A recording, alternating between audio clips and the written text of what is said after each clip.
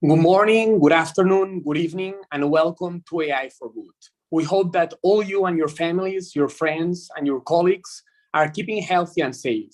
My name is Guilherme Martinez Roura from the ITU, the International Telecommunication Union, and it is a privilege to introduce today's session. ITU is the United Nations specialized agency for information and telecommunication technologies, and we are also the organizers of the AI for Good alongside the X Prize Foundation in partnership with 38 UN sister agencies and co-convened with Switzerland. The goal of the summit is to identify practical applications of AI to advance the Sustainable Development Goals and scale those solutions for global impact. We are pleased to discuss agricultural robotics for climate resilient food production.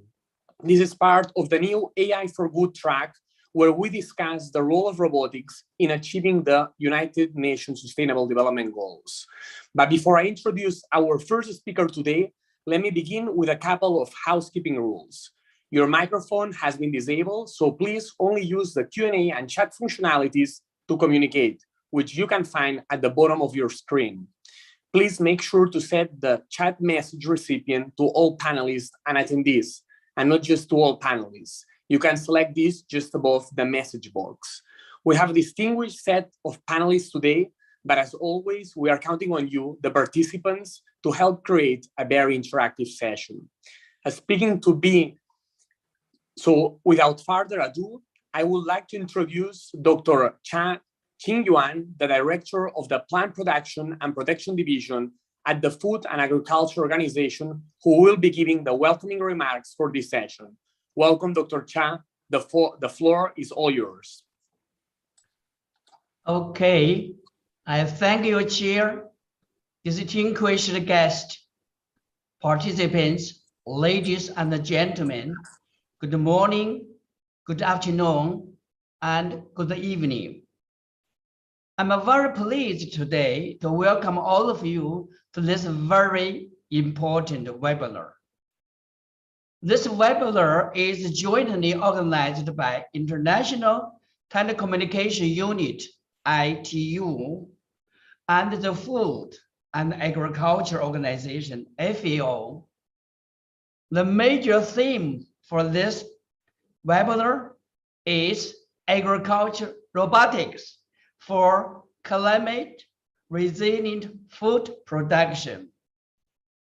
Through the themes and this title, you can see this webinar is timely and will significantly contribute to efforts to defeat hunger and poverty through sustainable agri-food system, benefiting from a digital agricultural and innovative agricultural mechanization.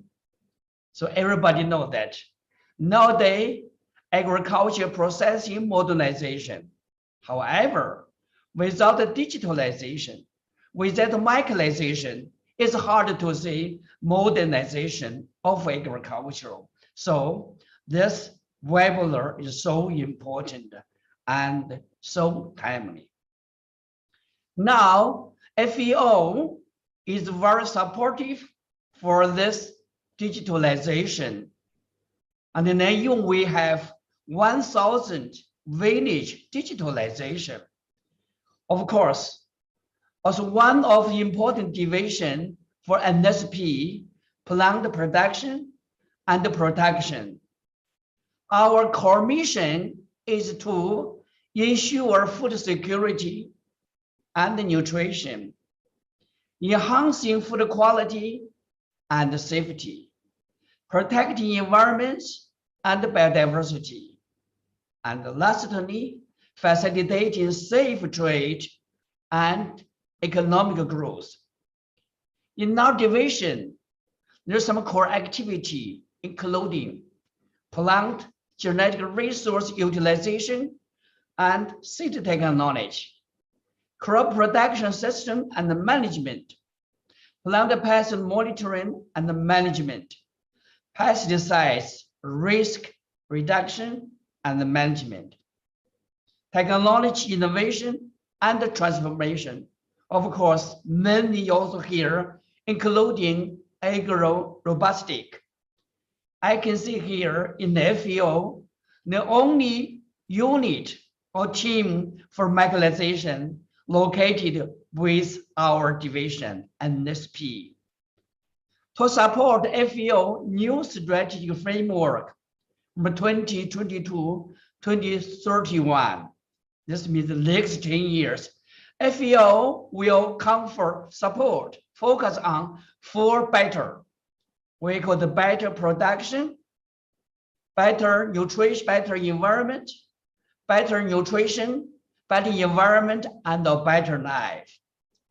All these 4 betters, everybody knows that. Production is fundamental for other 3 better. So our division as plant production division is committed to support transformation to more efficient, inclusive, resilient, and sustainable production and protection through innovation, optimization, and minimization. Here is important for innovation, and everything we need innovation, particularly for digital technology innovation. And the second one I mentioned about optimization. This means optimize structure, functionality, and the service of a cropping system by combining the key component and adapting the new technology. And the third element is minimization. This means minimize crop losses from pest damage, minimize the residual risk from inappropriate use of chemical fertilizer, and minimize environmental contamination from overuse chemical fertilizer. So all this innovation, optimization, minimization, I can see intelligent agricultural machinery will play a very, very important role for support these 3 key components. There's another recently, FEO successfully launched a big global action. This means green development of special agriculture products. And we call the one country, one priority products, one country, OCOP. This OCOP will be green, sustainable value chain for special agriculture products, supporting small family farming, reliable for benefit of a global market. And lastly, help the transformation of current agri-food system to achieving UN SDG, particularly SDG 1 and SDG 2. Today, the agriculture sector has experienced a new era of development thanks to the integration of technology, including precision agriculture, digitalization, and minimization. Artificial intelligence AI and the evolving agro-robotics has high potential for revitalize farmers' operation to be more efficient, to reduce the drudgery and create new jobs for women and the youth. For this innovation to benefit smallholder farmer support from various stakeholders is requested, including public and private sector, development agency, academia, research institution, and civil association, society. This is why this webinar today is so important, to provide a space for all specialists to discuss opportunity to strengthening agricultural mechanization efforts through artificial intelligence, agro-robotics, and innovation. I'm very, very pleased to this webinar draw an experience of highly distinguished panel representing the private sector, academia, and also from FAO. I'm looking forward to further partnership between International Telecommunication Unit and FAO and of United Nations of the FAO. Dear colleague, with this few remarks, I wish you all a very successful and fruitful discussion. I thank you all. Over to you, Chair. Thank you. Thank you very much, Director Shah, for your opening remarks and for highlighting the potential of intelligent precision agriculture technologies and the use of robotics in digital agriculture, and for bringing the topic also specifically in the context of achieving the Sustainable Development Goals, because that's what we all are working for, from UN and from the private sector and from civil society. Thanks again for being with us today. Dear participants from all over the world, my name is Joseph Kienzle.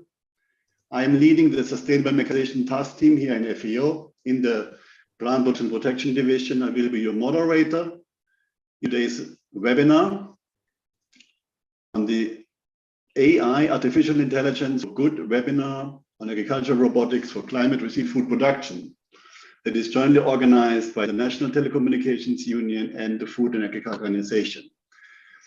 We will begin the webinar now with an introductory presentation on the potential and challenges of agricultural robotics presented by Marique Santiago Santos Vale from the Sustainable Mechanization team here in FAO. He will set the stage for the other 4 exciting presentations from academia and industry leaders. Santiago, he is an agricultural engineer who has gained quite extensive experience in exploring the possibilities that robotics and precision agriculture can bring to small-scale farmers as well, and ensuring they benefit of the changes to come, which is our concern from FAO to be inclusive.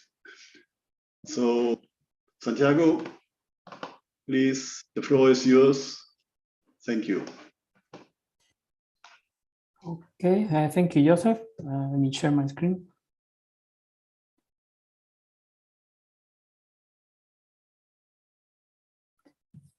So, greetings to everyone. Thank you, Joseph, and thank you, Director Shah, for the inspiring opening remarks. As Joseph said, my name is Santiago Santos. I'm an agricultural engineer, part of the Sustainable Mechanization Group of FAO.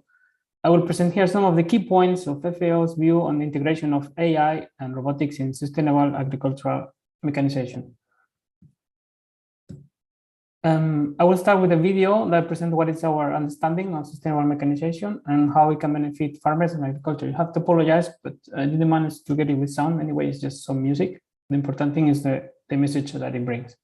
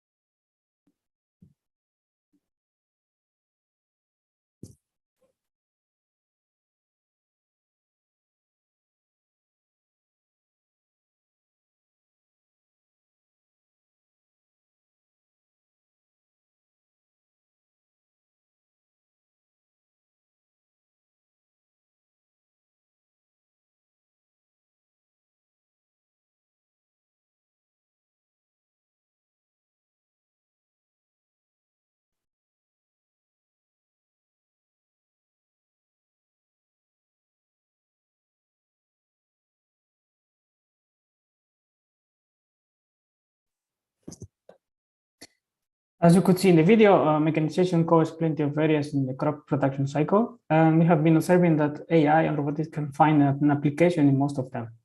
This is part of the transition that agriculture will have in the coming decades, where farming will pass from a small-scale farm to smart farm. The drivers of this transition can be grouped in 3 areas: economic, linked with costs, increased efficiency, and so on; environmental, better use of inputs, natural resources, and so on; and social, mainly linked with the demographic changes that are happening in rural areas worldwide. The smart farm is a very different concept to what we're used to see, which is a farmer-centered system where his experience is the main value for decision making and the work lies on his labor or mechanical equipment.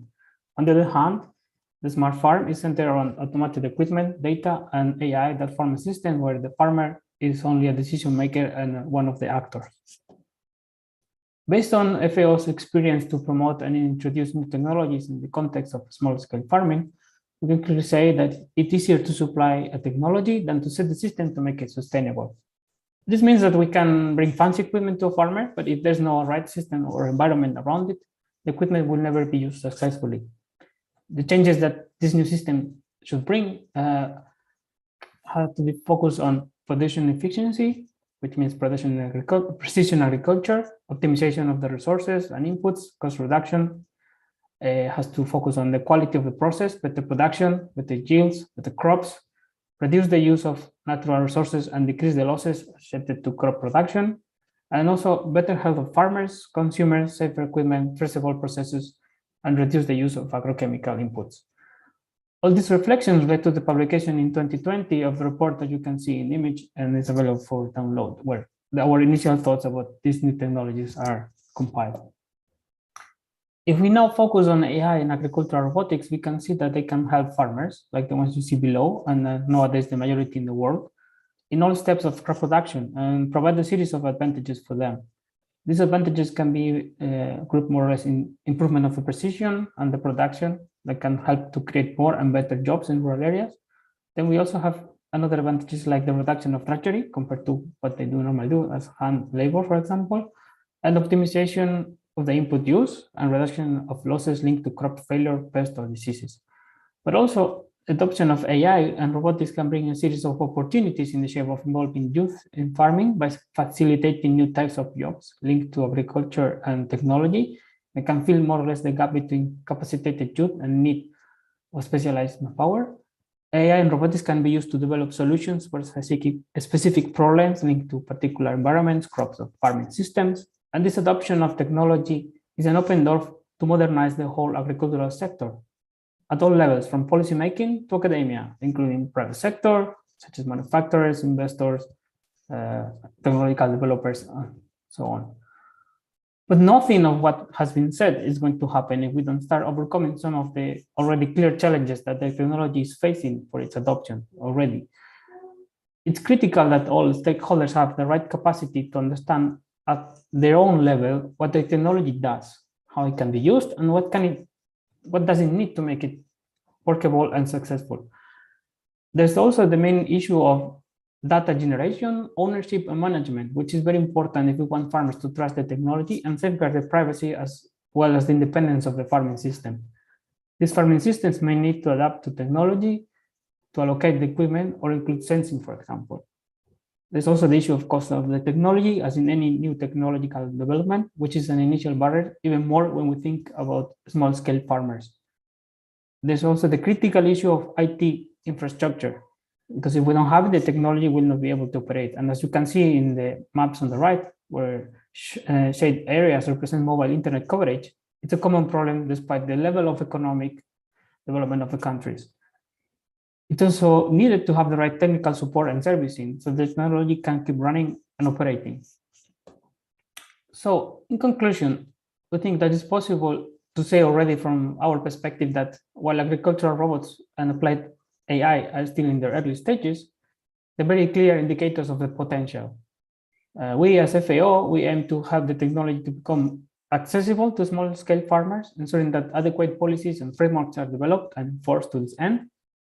And all the stakeholders, manufacturers, researchers, policymakers, public institutions, and financing enterprises, we all need to cooperate to achieve a successful adoption.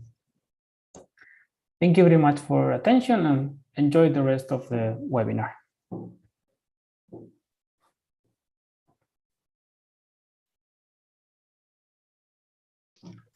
Thank you, Santiago, for giving us this inspiring overview, but also to give us the honest upfront listing of the specificities on the challenges specifically for developing countries that we are facing, and that we need inclusive concept and practice. So now let's come to our panel today. We have 4 speakers, and they will be able to explore this fascinating subject and future of agricultural robotics. Joining our panel today, he will be first Dr. Salah Sukaria, Professor of Robotics and Intelligent Systems at the University of Sydney. He is also CEO of Agris, a startup company dealing with robotics that he has been co-founding. Ms. Aubrey Donnellan, co-founder and chief operating officer of Bearflag Robotics. Dr. Minli Yang, professor at the College of Engineering at the China Agricultural University and director of the China Research Center of Agricultural Mechanization Development. And finally, Mr. Akash Nandi, vice president of development operations at Harvest. Now we plan this session by inviting the panelists to set the scene. Then we will expand into a panel discussion with everyone, and we expect a highly interactive discussion, and we hope that many of you will participate, and you can please use the Q&A function at the bottom of the screen. Okay, it's time for the first speaker telling us how autonomous robotic solutions can improve productivity and environmental sustainability. Please welcome Dr. Salah Sukaria, Professor of Robotics and Intelligent Systems at the University of Sydney and CEO of Agris.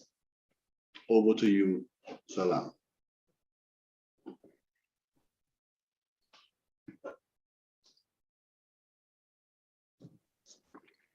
Hello everyone, it's great to be here and to be part of this panel amongst esteemed colleagues.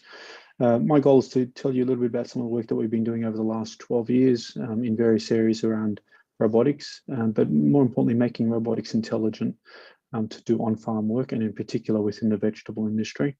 I'm going to focus much more on smallholder farmers, given the context of this activity, but also to touch a little bit on the history of where we've been.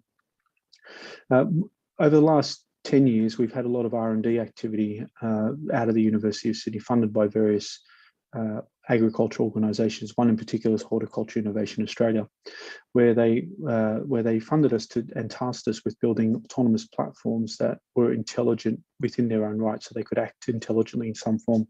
This was one of the robots, which was the conclusion of about a 7-year program looking at robotics for vegetable industry. It's a solar electric robot. It can operate for about 12 hours, although we've had a 24-hour operation with this robot. It works in various manners. You've got the ability to be able to deal with a robotic system here that moves autonomously on farm. It's got sensors on board that can collect information and measure, in this particular case, yield estimations for lettuce crop. Followed with that yield estimation, we're able to also be able to provide bounding boxes, which gives us some information about overall quality of the crop.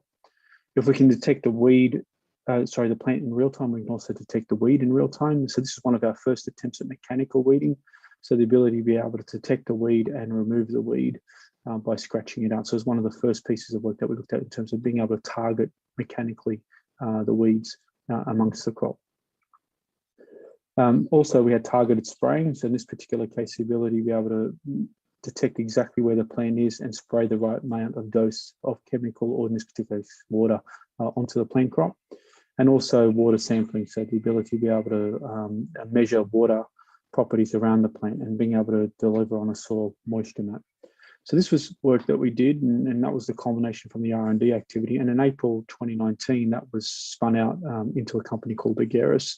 And now we have 14 robots operating around Australia. They can operate up to 24 hours, 7 days a week. They do real-time AI and they have intelligent tools, so they can undertake precise action, and that helps reduce the labour and also the chemical costs.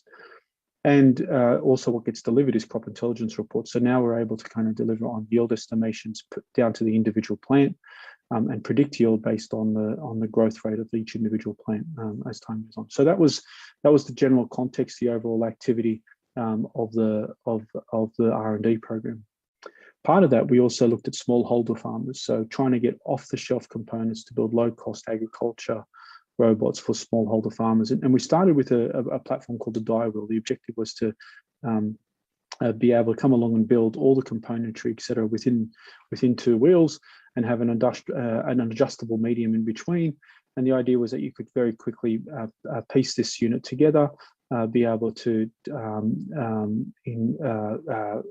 put it into the back of a vehicle as well quite easily, so it can roll up into the back of the vehicle quite easily.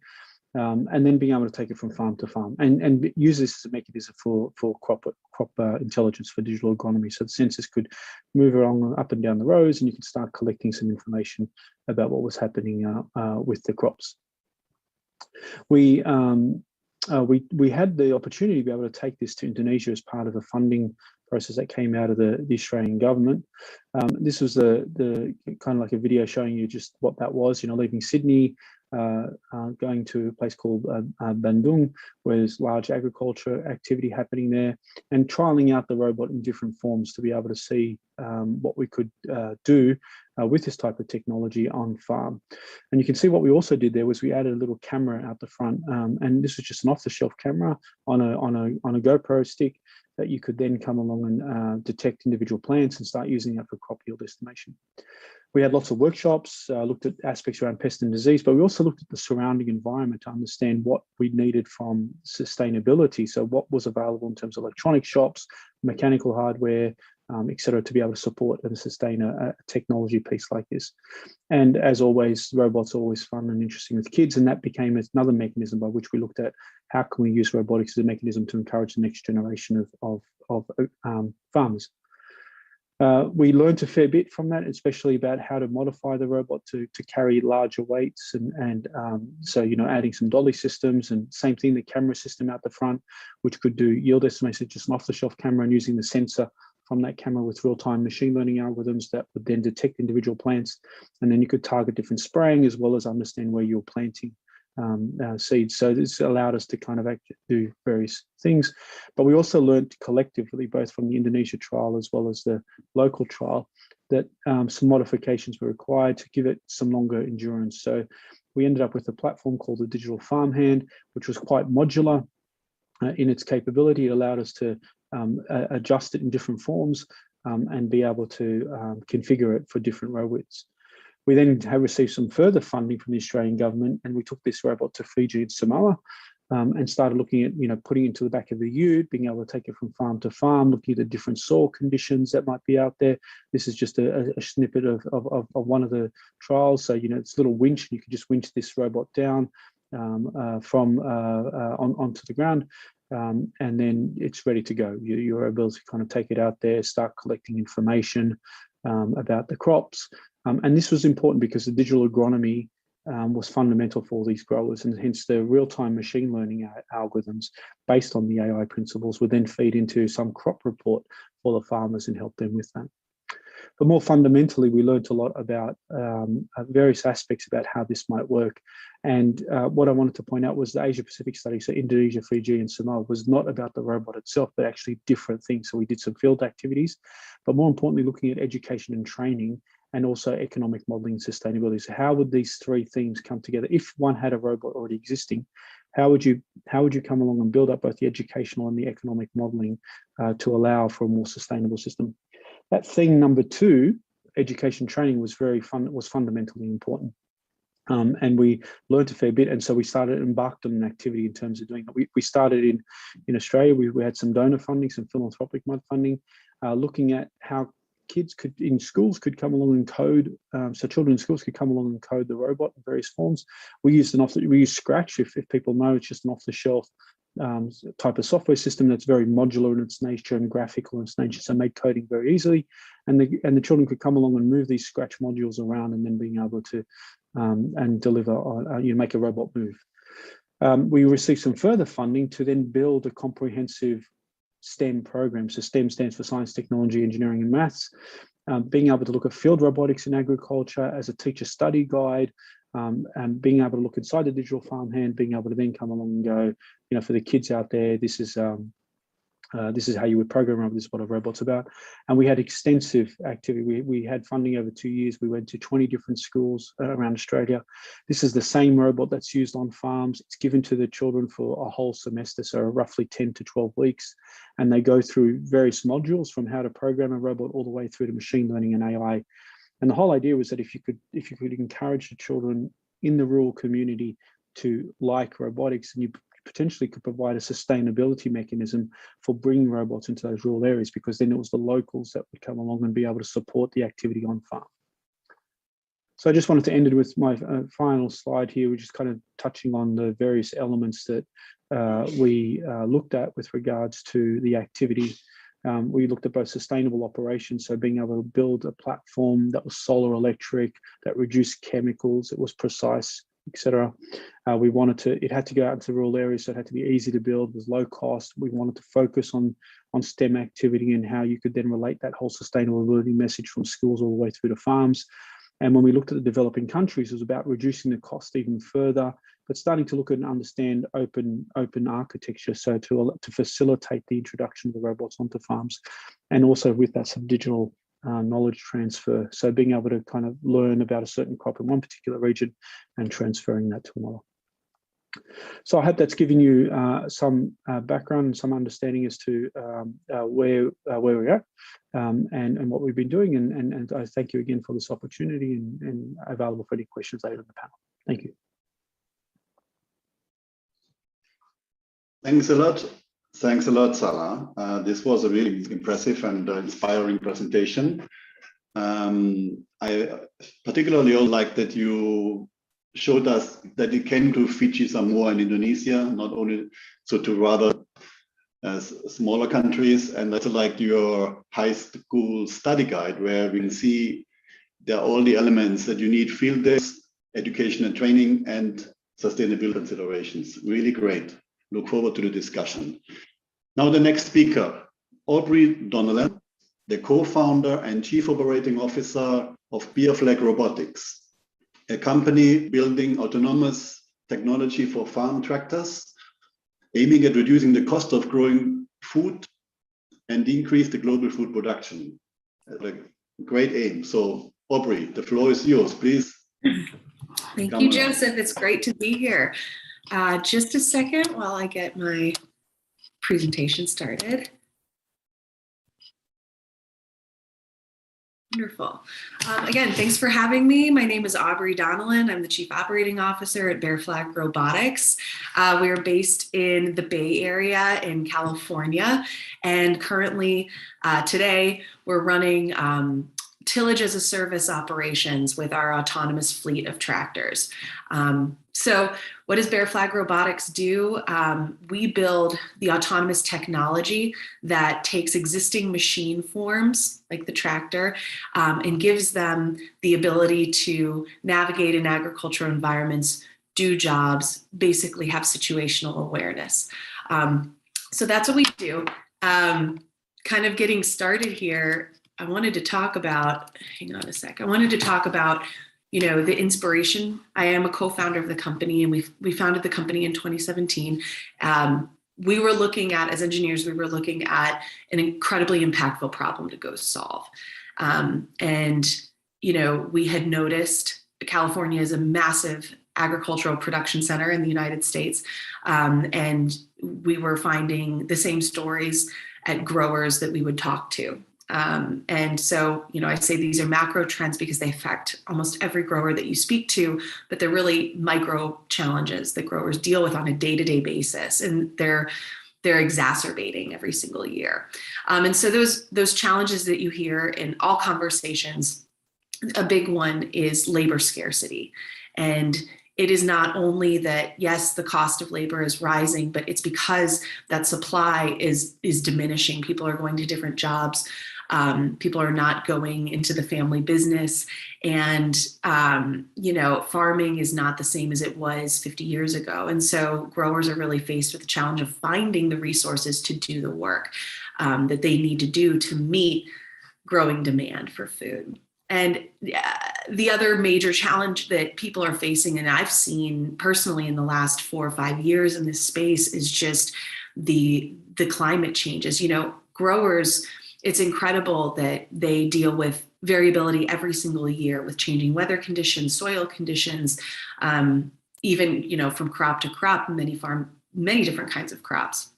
But they're being faced with basically shrinking weather windows to do the same amount of work that they used to have more time. Now they have less time to do. And so it's really pushing the limits of what they're capable of doing. So many growers are looking for ways to increase productivity on their farms and scale up operations without scaling their costs and without scaling their human resources. So all of that said, you know, the opportunity space for innovation in agriculture, you know, forget just tractors in general, but really any kind of robotics and automation is in this space. There's a huge demand and pull for it. And one of the biggest challenges is finding the right application to go after. There are long development cycles to get this technology reliable and field ready. There is no lack of opportunity though. So highly encourage anybody to go into this space. It was hard to nail down one application to work on, frankly. So, you know, the last challenge is the growing demand. And many of you who are attending this, I'm sure, know the stat that not only are growers facing constricted resource pools and constricted operational windows, but on the demand side, it's exploding. So by the year 2050, growers need to increase food production by 70% to feed the world's population.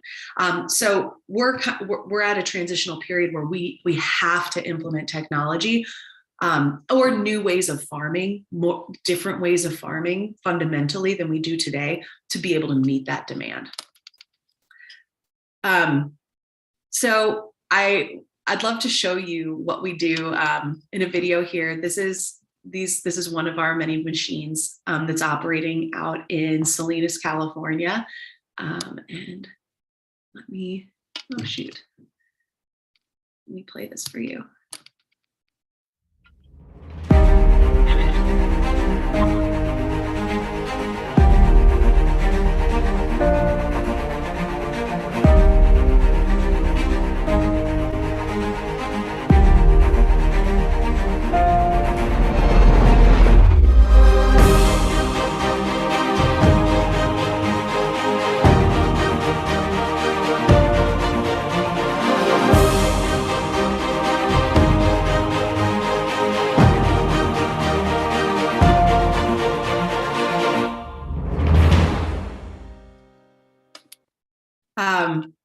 So a couple things in that video that pop out when I watch it. Not only is it just an incredible landscape to work in every single day, we love our jobs, but you know, we are operating day and night, and I'll talk about that a little bit more. We need to be able to increase the production timeframes that growers work with today. You also saw a variety of different environments that we have to be able to develop technology to operate in, which is a big challenge. And we have to, you saw a variety of different implements that we have to be able to pull. And so there's a lot of factors that go into making this technology commercial ready for growers. But, you know, I think that we've done a really good job so far, and we continue to. It's really the growers that we work with that help us define what the product needs to be able to help lots of growers. So we're indebted to them for sure. Kind of breaking down, getting a little technical, our solution. So we don't build the tractors ourselves. We're mainly a team of engineers that are focused on perception technology, software development, and basically automation. And so we focus on the autonomous stack, the hardware and the software that goes on top of the native machine form that gives it the ability to be autonomous. And so for us, what that looks like are a number of sensors that go on the machines. You see a lot of these sensors in the autonomous vehicle space, from GPS positioning sensors, IMUs. You have perception sensors, lots of cameras, radar, LiDAR, anything that we can really fuse together to be able to do a number of things. And really, we're trying to mimic what a human can do in the cab. And it's very, very hard to do that. But at a base case, we're looking for obstacles and humans in the environment, other vehicles in the environment that we want to make sure that we obviously don't collide with. We are mapping the terrain before and after we run a job on it. And so we're collecting all kinds of data and monitoring what we're doing to the land as we run over it and we operate on it. And that's something that allows us, we chose the tractor form strategically because not only does every single grower use the tractor, but the tractor adds value at every step of the growing life cycle, from land preparation to planting to crop care to harvesting. And so what that allows you to do, if you have an intelligent system that's running your machines and collecting data, you're able to really link these operations together. And then the unique geospecific data of that farm and of those specific operations. And you can start to really have robust statistical modeling of what you do and how it impacts yields, which is something that growers really don't have today. There's so much variability in everything that they do, not to mention, running operations all year long. It's very hard to create a good model, a data model for farming because of that. So this is really the foundation. These platforms, and not just ours, but these platforms that we're talking about today are really the foundation to being able to utilize AI and utilize data to make better farming decisions. Even though today we're really focused on the pain point of not having enough humans to do the work. So anyhow, we implement sensors, we implement software on our compute platforms on these tractors, and our software is not only taking all of that sensor data and trying to fuse it together to have a real world snapshot of what's going on around the machine, but it's planning what the machine should do, where it should go, how it should operate, the implement that's behind it. And those implements can be very, very different, very custom. Anyone in ag will know lots of custom implements, but the implement is really what is doing the work to the land. It's not the tractor. The tractor's just driving, but you need to get the implement right in order to ensure job quality. And that's one of the biggest challenges in replacing humans with technology is understanding what that implement does and the errors and the faults that you would see in implements out in the real world, and making sure that standard is up to snuff for the operation. And then lastly, as many of our products have, we've built a robust teleoperation IT infrastructure so that a remote user, a remote operator, whether it's the grower or we do this for some of our growers, we keep a human in the loop to monitor many machines at a given time. And so that cloud-based infrastructure, which is predicated on good connectivity, we hinge a lot of our safety thesis around over-the-air updates, over-the-air, emergency stops and safety protocols. That infrastructure is incredibly critical to the scale of products like this. I'm sure we'll talk about that later, but those really are the core components of the product and the tech that our team has built and continues to improve upon. And then the next few slides, we built this product to address those macro challenges. And in doing that, we provide additional value to the grower. And that's why they want to engage with us. They'd like to purchase the product. They'd like to use the product. But one of the major ones, in addition to, hey, we need a solution for a dwindling labor force. We need a way to scale up and down our operations quickly without hiring and laying people off. And that's really what unmanned machines can do for them. That running these machines reduce their overall cost burden. And not only from, paying people to do these jobs, massive amounts of overtime into the evening to do jobs, but the precision with which we operate actually reduces the environmental impact and reduces the inputs like fuel and chemicals that are used, and even the time that it takes growers to run a field, to complete a field. And so that reduction, because we're using precision guidance technology and optimized algorithms to plan where these robots will go, that actually reduces their environmental footprint and costs. And those are all really, really good things for growers. Secondly, on the yield side, so cost side and then yield side, what we're building is a foundation to reduce overall machine size. So growers that we work with today, many growers we've spoken to, machines over the last 100 years have only gotten bigger. And the reason for that is we needed to increase productivity with the same number of human resources. You still need people running these machines, so they get bigger and bigger so that you can do more in less time. And unfortunately, the ramification of these very large, heavy machines is soil compaction. And that's an issue that's prevalent in ag right now. And it does diminish yields. And it's not good for soil health. And so one thing that we're working on is not only how can we use sensors to improve soil health and then reduce soil compaction in high traffic areas, but also once you're able to multiply the number of machines without multiplying your workforce, you can actually have more smaller machines that weigh less, that result in less soil compaction, that can run alongside each other, run day and night. And that really is the long-term driver of better soil health. And even things like electrification, which are very, very hard to accomplish on a large horsepower machine. So there is a transformational shift in terms of machine forms and purchasing and capitalization that growers are facing today. But the future is bright. With automation, that decision to go to smaller machine forms becomes a no-brainer for growers, and that will result in increased yields for them. And then the last, maximizing output. This is all about productivity. For us in California, growers are lucky in that they can farm 10 months out of the year, which is not the case in most of the United States.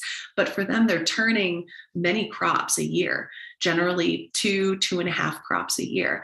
And if they could operate at night regularly, they could up that to 3.5 turns of crops a year, which would be a 30% increase in their overall revenue for the year. It's massive for them, the opportunity is. And even for growers who aren't in climates like ours, they are under even greater climate pressure to get planting done and to get harvest done in very, very short time periods.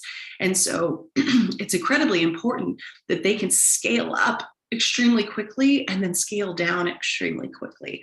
And so, being able to run many, as I said, many machines day or night really allows them to do that without hiring up a new workforce for those time crunches that they endure.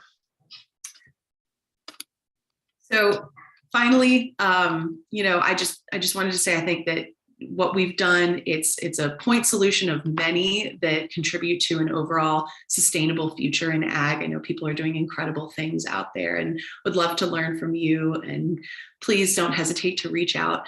Again, I'm Aubrey. My email is aubrey@bearflagrobotics.com. I'd love to have a conversation with you and share ideas. So thank you for having me.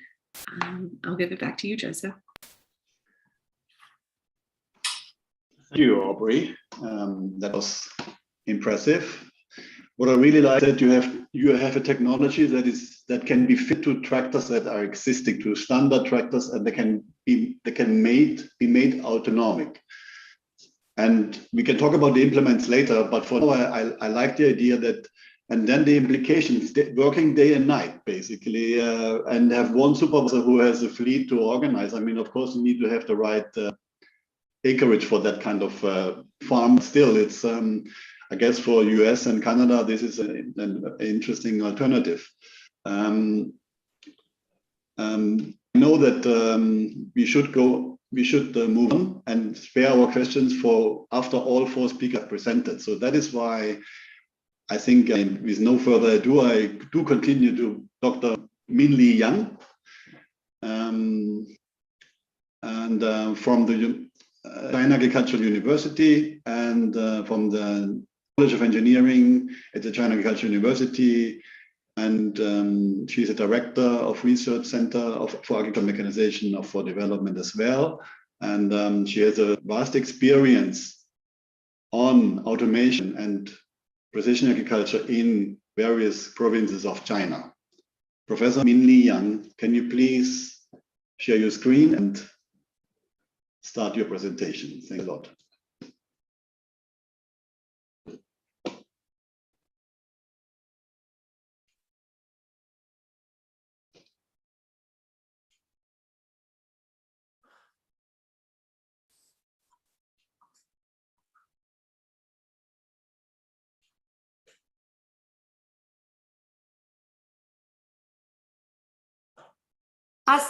Thank you very much, Joseph. Dear colleagues, distinguished participants, ladies and gentlemen, I'm Minli Yang from China Agricultural University. I'm honored to have this opportunity to introduce intelligent agricultural machinery and digital agriculture in China. My presentation includes the following parts. First, the context. China government attaches great importance to agricultural mechanization. A series of policies have been promulgated and implemented on the transformation of agricultural mechanization and ministry industry. Intelligent machinery is among the prioritized areas. Additionally, China central government sets up special funds to support R&D of intelligent agricultural machinery and equipment. The development parts of mechanization and innovation in China is featured by two integrations, two adaptations, and three motivations. By integration of mechanization and agronomy, as well as digitalization, as well as the technology institution and policy innovations, to promote the transformation of agricultural machinery industry and accelerate the whole process of agricultural mechanization. Eventually, to achieve agricultural modernization and rural revitalization. I will show you two cases. Case one is RISE, whole process mechanized production and digital management platform. This project is completed by Datian Company and China Agricultural University. It is a PPP mode. The integrated application of Beidou navigation and RTK differential technology has realized precision mechanization in the whole process of rice production. Additionally, it has a digital management platform for rice production. It achieved remarkable economic, social, and ecological benefits in demonstration villages.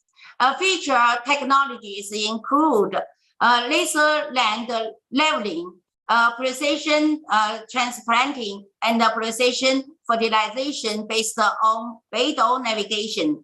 Identification of plant growth with AI technology. Additionally, AI technology has been applied to identify the rice seedlings and weed, pest, and disease. Beidou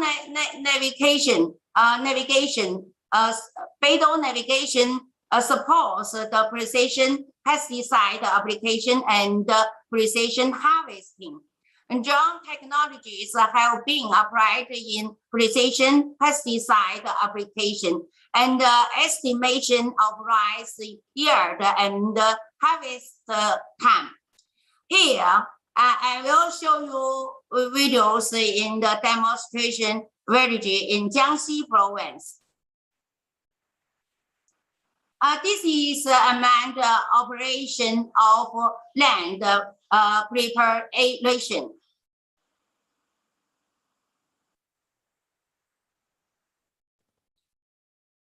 These are a manned operation of rice transplanting and field.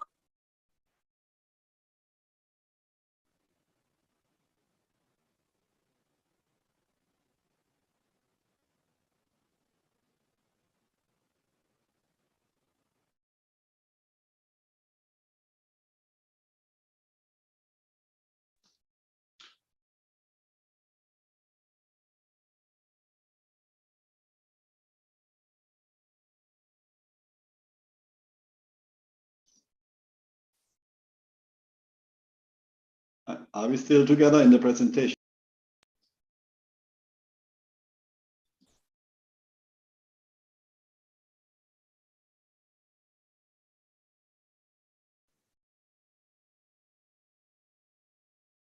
Yes, still.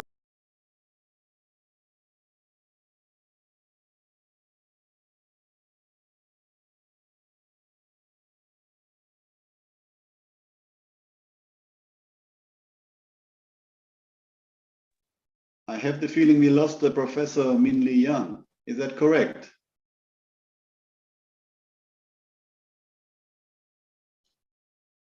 I think, at least as I can understand, the shared screen PowerPoint presentation has been interrupted.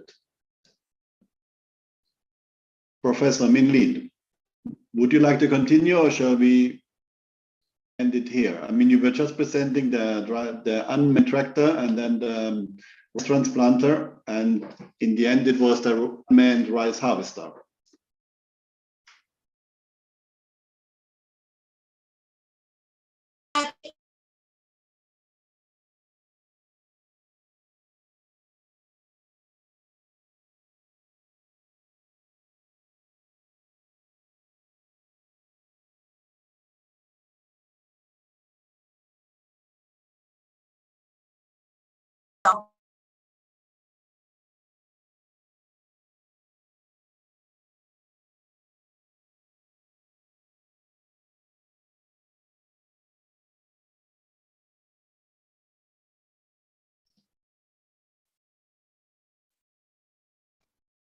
And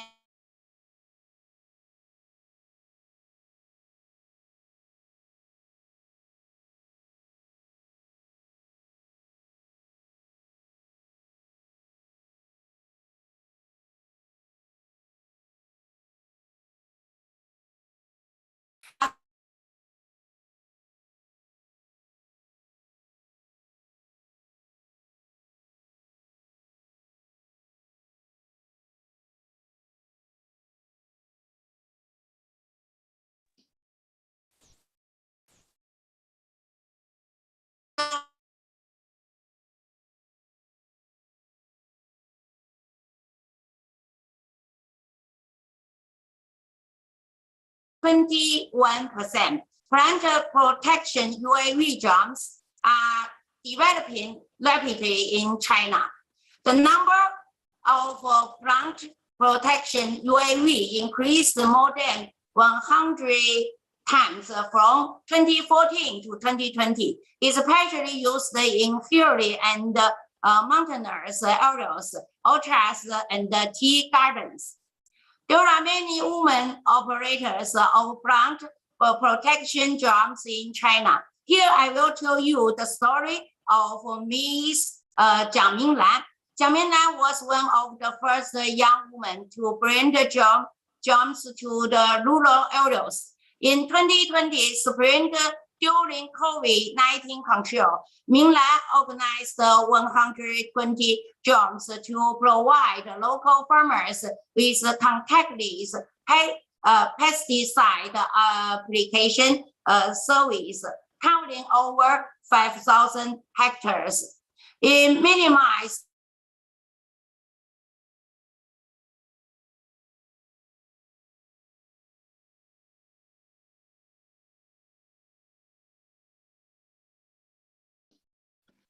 You might have to move on.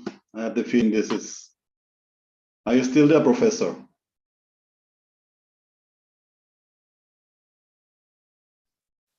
Maybe we have to stop it here. I have the feeling that the line is not so good, Professor Min Li Yang. We have seen the overview of the automated equipment and the intelligent machinery.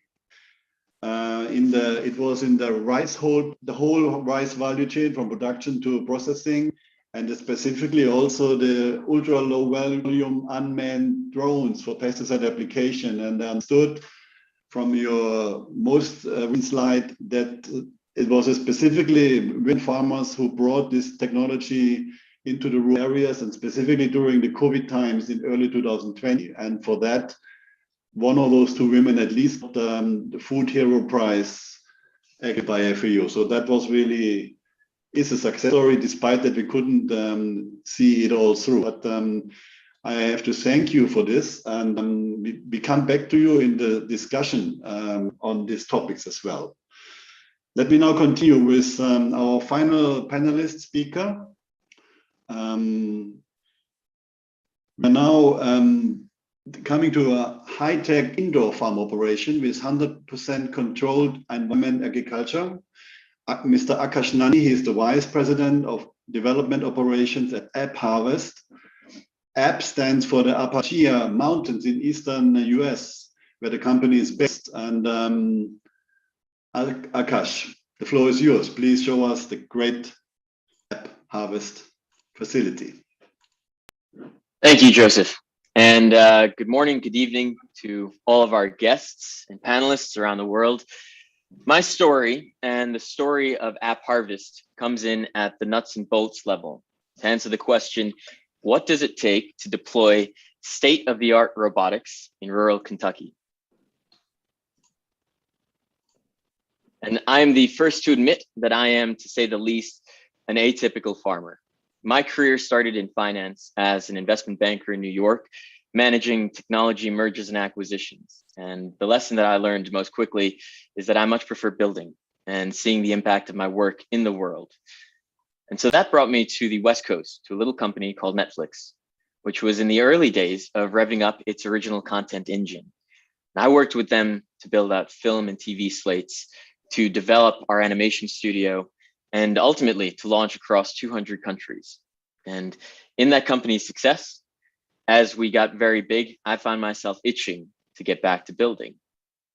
And so I found myself in Boston as the CFO and then COO of an early stage robotics company, Root AI, where we were building a world first multi-crop harvester, a role that ultimately culminated in the sale of our company to AppHarvest.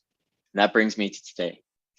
At AppHarvest, I serve as the bridge between our cutting edge innovations being developed in our tech hubs in Boston and Seattle, and the core greenhouse operations in Kentucky, in the very heart of Appalachia.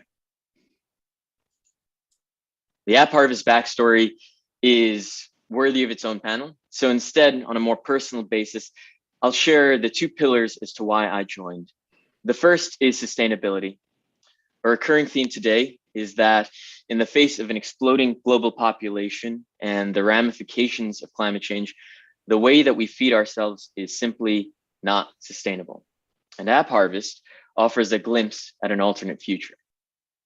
The second is social good, because beyond the ambitious long-term goals of the company, we haven't lost sight of the near term and the ability to improve people's lives today through better jobs, affordable nutrition, revitalized communities, all while building tech for good. And ultimately, there's no better way to understand our story than to see it. So please enjoy.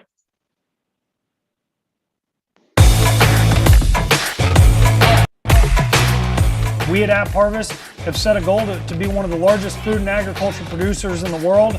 We have a workforce that is unmatched. One of the world's largest agri-tech greenhouses in Morehead, Kentucky. First of all, I love the flavor. They are so good.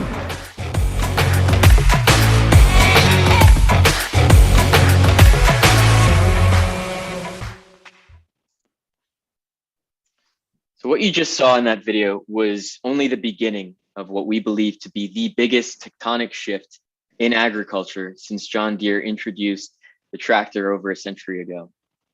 Fundamentally, AppHarvest is working to build a decentralized supply chain for fresh produce.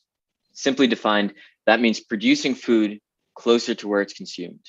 Whereas today, our status quo is a web of complex supply chains and thousands of miles that our fruits and vegetables must traverse before they even reach our plates.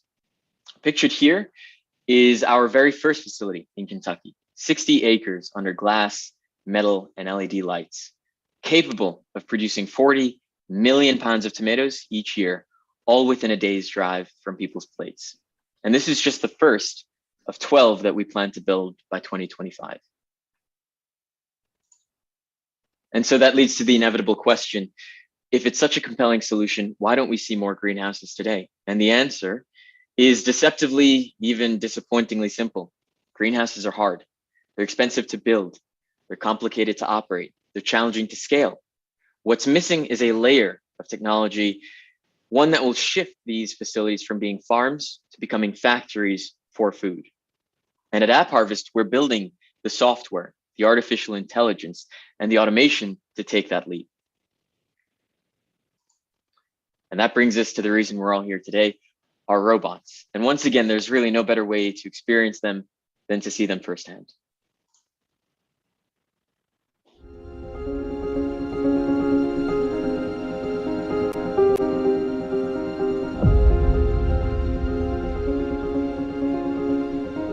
At AppHarvest, we've created the future of farming with our 60-acre flagship farm. With robotics and artificial intelligence, we have the opportunity to increase our impact and expand on our mission by bringing in the world's leading robotic universal harvester to work side by side with our crop care specialists.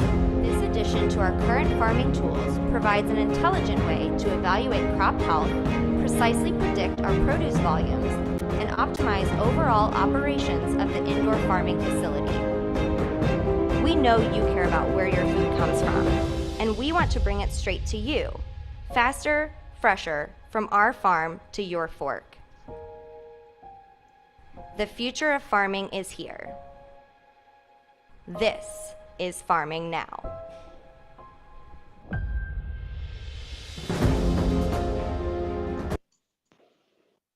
And so to conclude, what does the future of farming, and perhaps more broadly, what does the future of food look like? And to answer, I point you no further than the AppHarvest tomatoes that are on store shelves today. And I'll ask that you stay tuned because we at AppHarvest are thrilled to show you what comes next. Thank you. Thanks, Akash. This was quite impressive. 100% protected cultivation, greenhouse, farm to build a climate resilient food system that uses the latest robotics technologies, application for harvesting, and that builds nutritious and affordable produce and the local supply chain with low food mileage. Great. Yes, there are not many more greenhouses there, that's true. But you mentioned it, it's complicated and it's complex. This brings us to the part of question and answers, and everybody is welcome to type into the chat or Q&A. But to start it up, I would like to invite to bring a first question from me to Salah, and I started right away because I'm a little bit behind on our schedule. So Salah, given the high cost of development and implementation, what are the best commercial strategies to bring robotics into agriculture from your point of view? I mean, you have the academic background, but you also have a startup robotics company. So what is the best way to bring robotics to agriculture?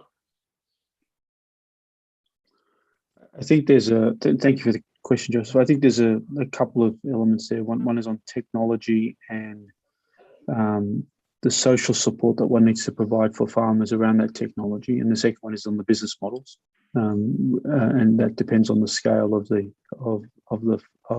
commodity, the farming practice that happens. On the first part, at least in our experience, in order to make robotics work in rural areas, especially in large countries or far from the city, you need to be able to provide that social support. So you need the education system, the communication system, the infrastructure around the farming area to be able to support that process. That has to happen hand in hand. Otherwise, you can put a platform, a robot with AI on a farm, and then it won't last long before the farmer will just store it in the shed and it will never get used again. So I think that's one element. The other one's the business model, which I think we've heard a couple of stories here today already, where companies are exploring different ways of engaging with the farmers. So gone are the days where you might sell a robot.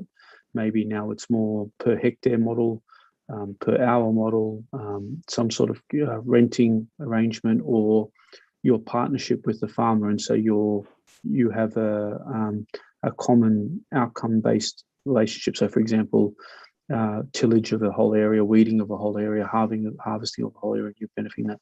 So I think those two things are the ones that we're seeing bring the technology to the market. The technology itself is probably less complicated than it was 10 years ago. We're starting to understand better and better how to use it. Now the pathways are, how will you support it when it's out there in the field, and what are the right business models to engage with the farmers? Thank you. Very good. I have another question, and this one, I think I grabbed it from the chat while this is for Aubrey, while Aubrey was presenting. And, I have many colleagues here, Food and Agriculture Organization, and soil health is particularly sensitive to many of my colleagues and myself. And we all build very often there's this idea of reducing on tillage to zero tillage, no tillage, direct seeding. Your technology is perfect. You can use standard workers and equipment. However, on the implement side, you could still maybe, instead of the harrow, maybe go for the direct seeder, for example, because we know it's existing and it's working in many farms in the US as well. So just as a little hint, maybe if for soil health, because with less tillage, we can also reduce on the weight of the tractors, basically. I mean, of course, your automation system works. That's why I was hesitating, but it was coming in the charts. I mean, I think your technology works perfectly also for till systems. I mean, that's of course clear. My point of view. Don't know if you want to comment on that. Sure, I'm happy to. We actually got our start in mowing, weed abatement in orchards. And what we found was to make the biggest impact on growers in our geography, they were running 50, 60 tillage passes a year. And so from a robotics and automation standpoint, we wanted to be able to impact at the greatest level we could. And that was a very good entry point. And I'll just say, it's no-till is fabulous. Obviously, we're very well aware of all the, conversation around tillage in general. But the truth of the matter is that some growers can't really do no-till. And the growers around us are faced with, if they do no-till, then they're going to have to increase pesticide usage. And so you start to get into a conversation about what is better for the environment. And in a lot of ways, tillage is better for the environment than going no-till and then having to increase pesticide usage in your operation. So it's a nuanced, I think a nuanced discussion per each grower. And from a technology standpoint, we wanted a good entry point where we could get a lot of reps with growers and build the technology to be reliable to do lots of other things. Tillage is just our entry point. So I totally appreciate the advice, and we're very well aware of the good practices in no or reduced tillage and totally support them. Thank you. Great response. So now my next, and there will be more questions, but let me continue to do one round for each of you. And Professor Minli Yang. Yeah, I'm sorry that the last bit of the presentation went a bit slow. I think it was the video clips, but in the video clips we saw was basically mostly field day, where we had also an audience watching the demonstrations, and that has brought me to the question: how is in China? How is it organized to promote intelligent equipment beyond field day? I mean, field day is great, and we have seen it also in Salah's presentation, but how is China or maybe your team promoting intelligent equipment beyond the field day to make it put it in farmers' use? Can you, for example, what are the roles of, for example, the cooperatives, or how do you promote intelligent machinery? Is it gone beyond the research? Is it already in the adaptation?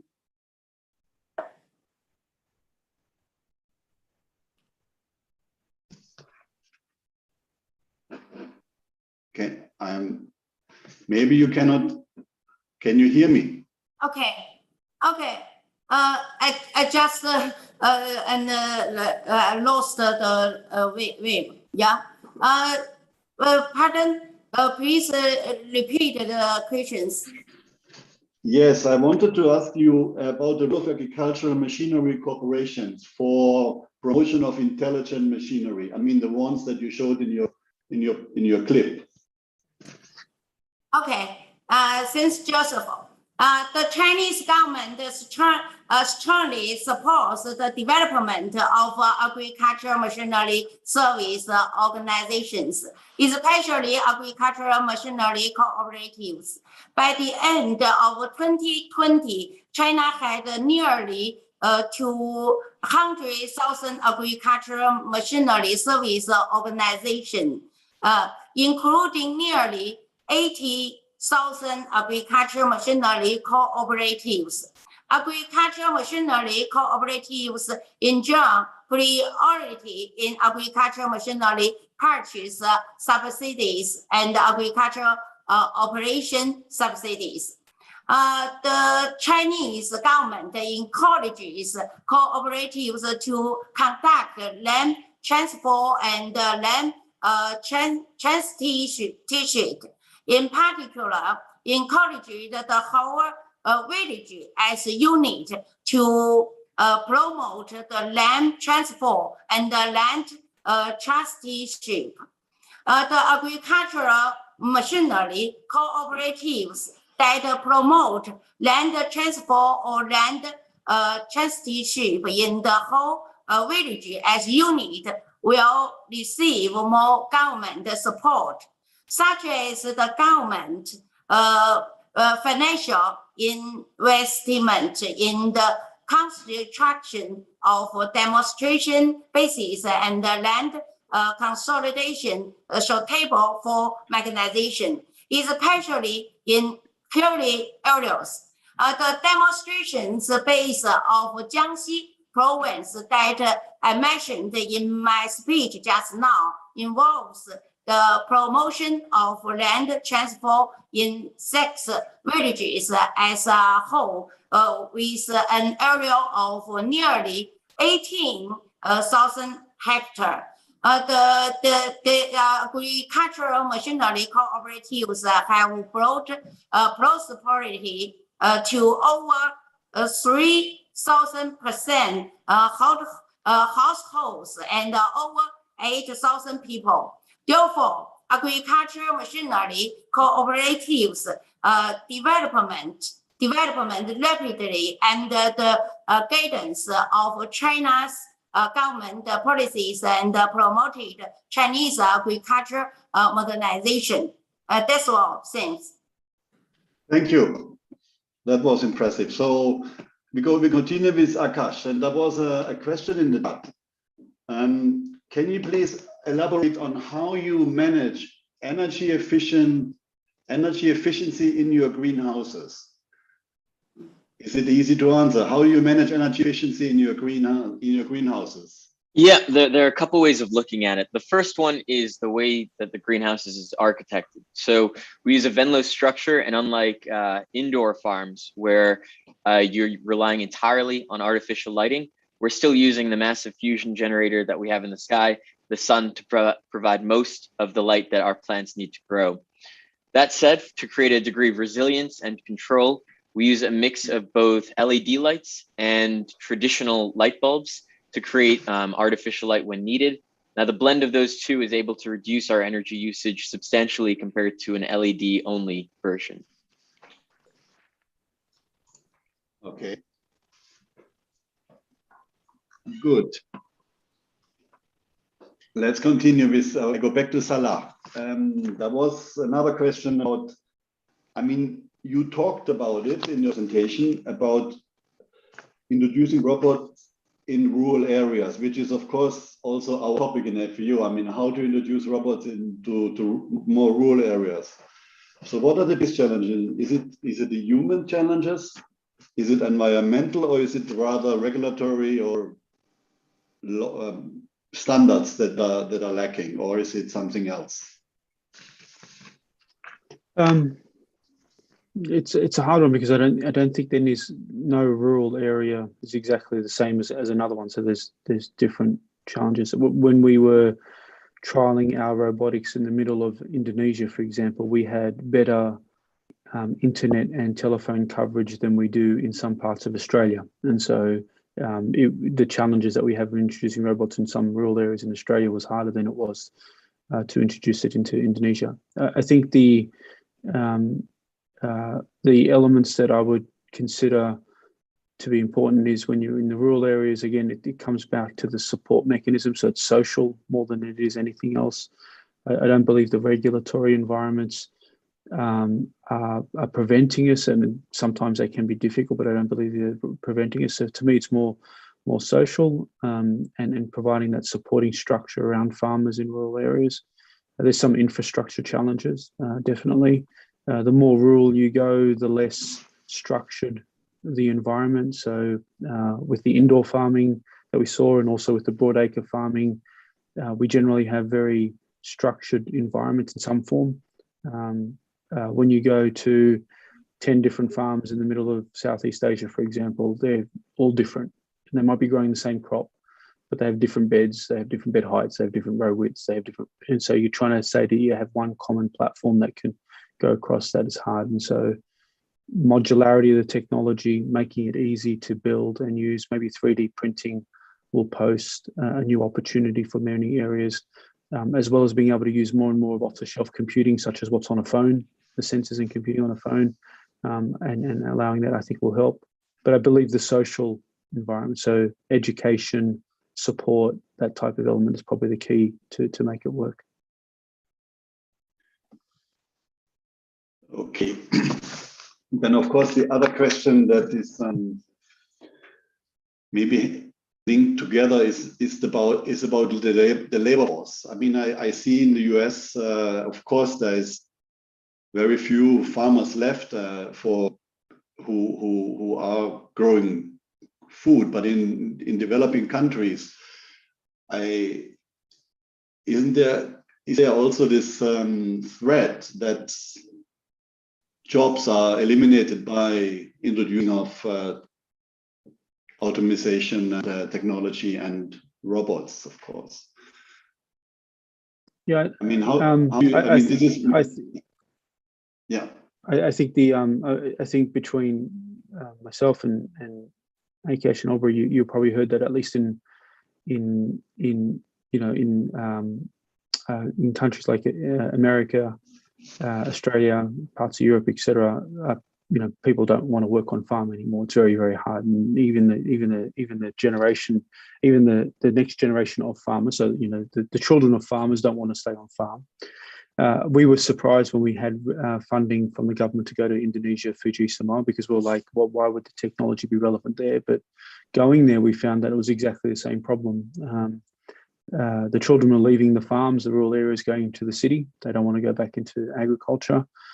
Generally, both father and mother have to work, and so generally the father goes into the city to work while the mother then operates the farming operation. So then you end up with these cooperatives, women cooperatives that are forming around there, and labour is a big issue, and labour shortage is still a big issue. So the only difference that we found between what was in Australia and what was around in the Asia Pacific was the economics, but the same drivers were there, whether it was labour, chemicals, so reduction in chemicals or improving yield, the same drivers were there. It was just different economics. So you had to reduce the technology and try and find the support mechanism that allowed that technology to flourish. Okay, so it's basically, you say the same. I mean, farming is not necessarily a job to be chosen by the youth in these days without technology. No, but once you bring the technology in there, you'd be very surprised at how many children want to go back into farming. So once they start to see robots and once they see drones, they kind of picture farming very differently in that context. So I think there's an ability there to use the technology as a mechanism to draw back that interest. Yes, and if I look at the short clip of Akash, I mean, there was quite a big crowd in that greenhouse. I mean, obviously there is also an element of job creation in this business. That's absolutely right. That's absolutely right. I think folks need to take a realistic look at what robotics can do. We don't have the all-purpose human replicant yet. It's very specific, purpose-driven tasks that we're seeking to solve first. So we chose harvesting because it's a mission-critical labor item in the operations of a farm. If you don't have someone there to pick a tomato, a strawberry, a cucumber at that exact moment of ripeness, you lose all of the inputs up until that moment because you don't have a saleable product. That said, there are dozens of tasks across a farm that still require people. And that's why at App Harvest, we're focused on creating not just more jobs, but better jobs. Part of our robotics program is an upskilling program where we can take people who previously worked in crop care services, and then they can start learning, well, how do I operate this robot? How do I maintain it? And then we create jobs that aren't just available, but better, create upwards momentum in the communities we operate. Okay. There is one quick question for Professor Min Lee, please, but for a short answer. Can you give some examples how China explores the future farms? Do you have kind of future farms operating, or is it more on research only?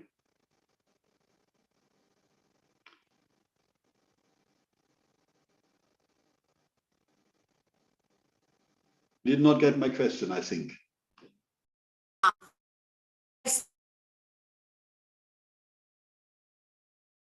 I think this is really bad connection. I'm sorry, maybe I can answer it in writing, because the time is running out and I'm a little bit worried about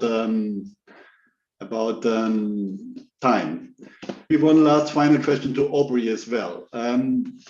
Final question before we can go to the closing.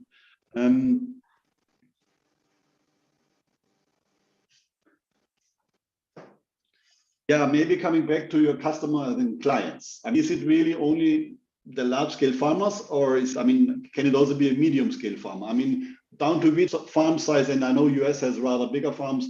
Is it also the medium, or let's say even so-called small farmers that are your clients, or is it only something for the top end?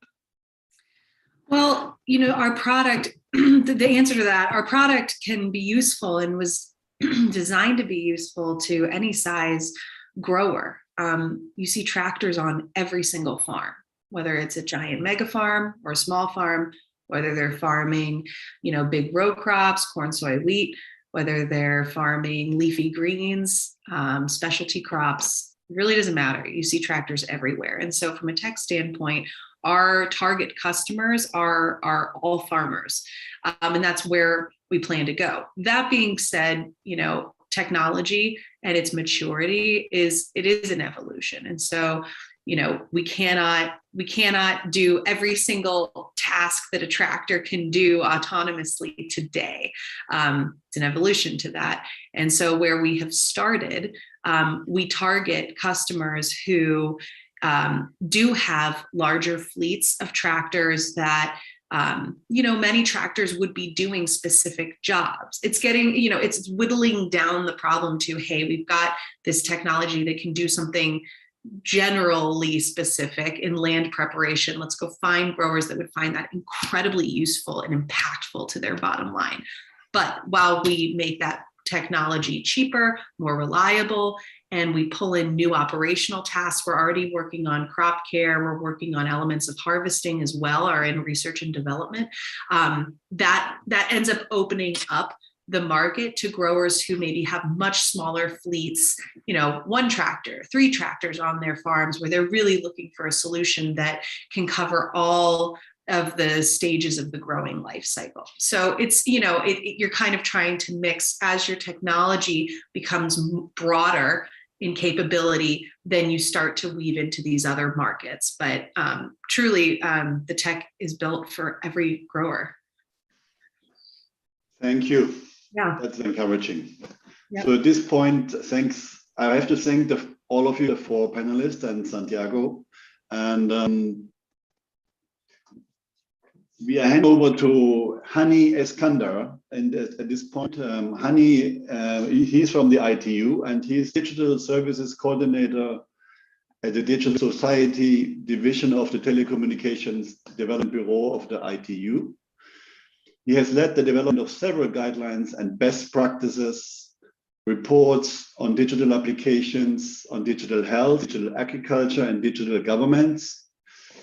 And he has kindly listened to all of us in the last 90 minutes, and he's agreed to draw his own conclusion and synthesis out of this and present it back to us. So, Hani, I know this is a challenging task, and with no further ado, I'll let you come in here and start now. Thank you, Hani.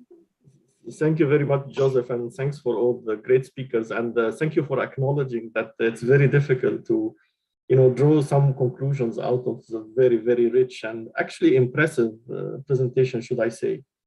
I've been reflecting actually while I've been listening to different presentations. And what I felt that, the technology really started to get out of the R&D. We started to see implementation in real life context, and even not only that, but even reaching scale. I was particularly impressed with, the examples from China, from the US on, the number and the scale that some of those solutions reached, and the evidence of the impact, of those solutions in terms of, reduction of chemicals used, or the number of millions of hectares covered by UAVs, etc. So this is very encouraging. So despite the fact that this is still relatively a nascent technology, it's now starting to go to scale. And the second observation, that it is not only for, some people might think that this is for high income countries, which is of course true. But we have seen, some examples also from low and middle income countries. So I really liked a sentence was mentioned that tech is built for every grower, which is, I think it's very true. We have seen so many angles and so many issues that the use of robotics in agriculture have been used. Sometimes it's to address labor scarcity, and it's very true to note that labor scarcity is not only an issue in the US and Canada and some big countries, but also in some of the countries in the South.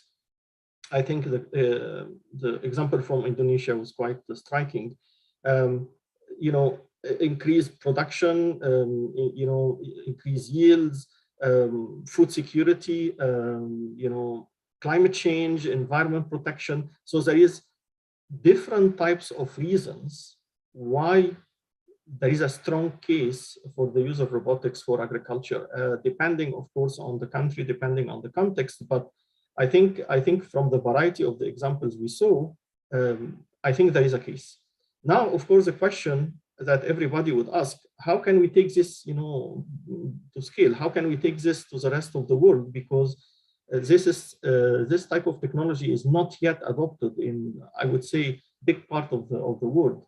And I think there has been some points that has been raised during the few presentations. I will try to summarize some of them.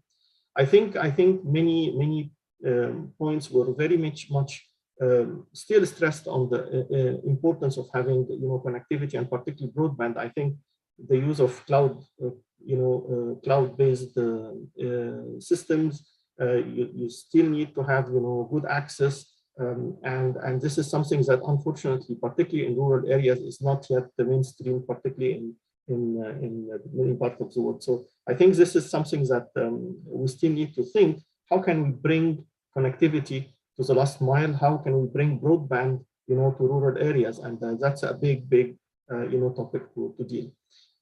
I loved the examples of, I think it was Dr. Salah who presented some examples about how you are creating the new generation, in terms of STEM, focusing on STEM education, really bringing children on board, etc. I think this is something that we definitely need to really emphasize. This is really to prepare, the new generation, building capacities. I think it was stated by many speakers that bringing those types of technologies is a way to attract youth and also children, so that they can go back to the agriculture, which is something that I think it's a global phenomena, that now many youth are leaving agriculture. So I think this is a very strong case.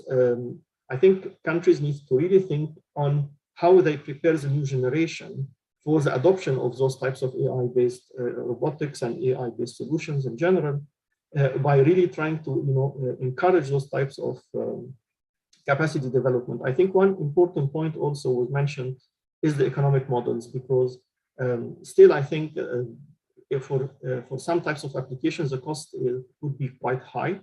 So we need to think from one side how to bring the cost down, and I think there has been some good suggestions. Is, for example, use off-the-shelf products, things like on your phone or tablets. Is that something that people do have already? Modularity, open source, and all of those kind of things that can bring the cost down, but also try to find new ways of partnerships, between public and private, but also with the farmers, etc. I think the point of social support was very much clear, and I think it's a very strong point. It's all about, the adoption of those technologies. I didn't hear any major regulatory issues, etc. But I think it's more about, creating a social support around the use and adoption of those types of solutions. Maybe last point, because I still think that we are out of time probably. I think we still need to think of the transferability of those solutions.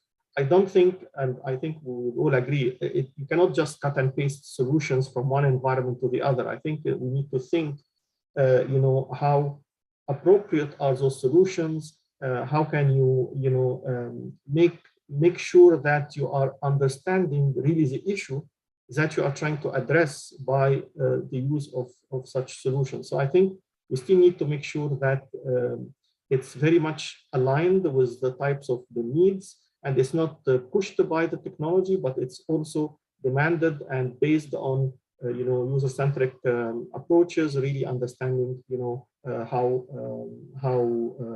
those types of solutions can really make a difference and on the ground, and also don't create any harm at the same time.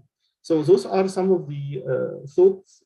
I'm sure that there are probably so many others, but maybe this is could be like a quick summary of this great webinar. And I think this strengthens the fact that at FAO and ITU, I think we still need to continue to raise awareness and bring those experience on the ground, because I think this is an area that many people and countries are not yet aware of where technology went actually, and the potential of using those technologies. I think there is a lot of awareness raising that we need to do from our side and capacity development, and this webinar is just one part of it.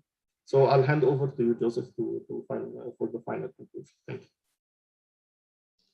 Thank you very much, Hani, for this summary and conclusions, and give us a little bit of inspiration.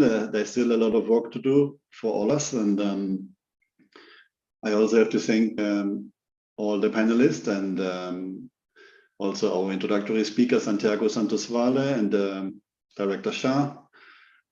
I want to thank also the colleagues in ITU who organized all this and who led us for enabling this joint webinar together.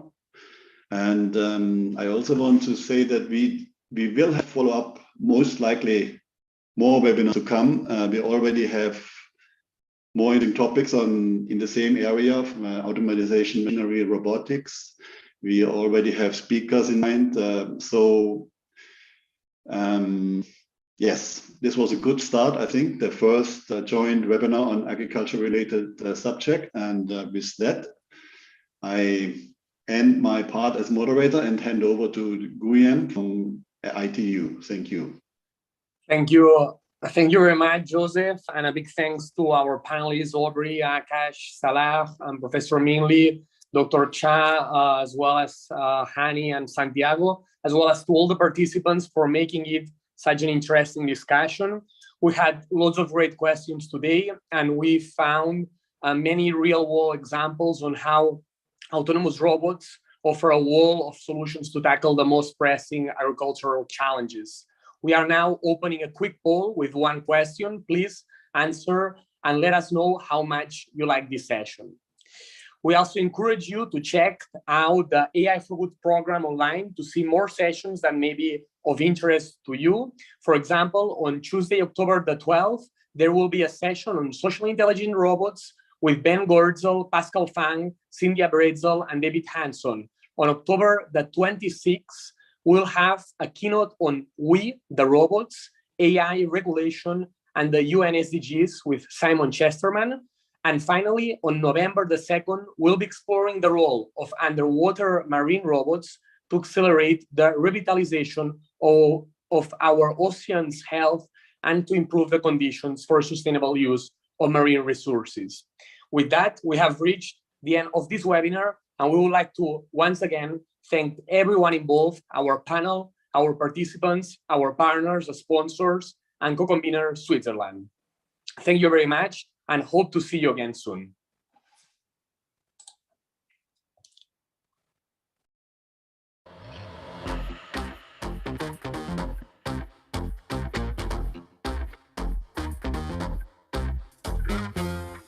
Rewind selector, rewind selector, rewind selector. Rewind selector, rewind selector, rewind selector.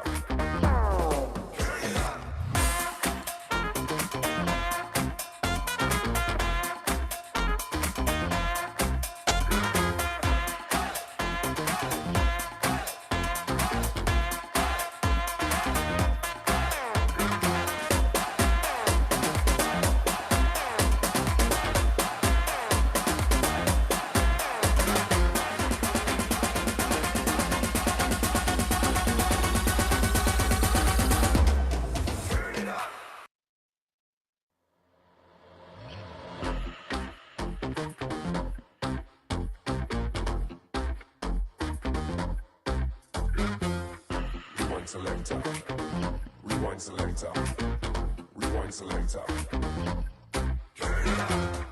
Rewind selector, rewind selector, rewind selector.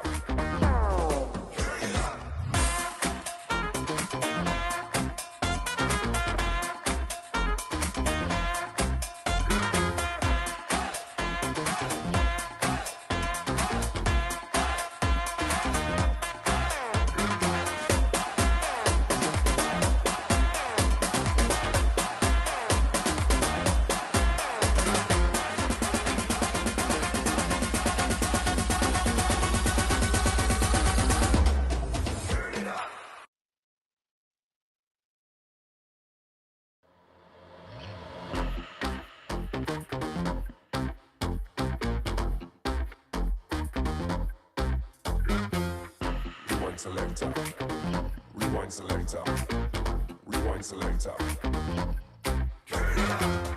Rewind selector, rewind selector, rewind selector.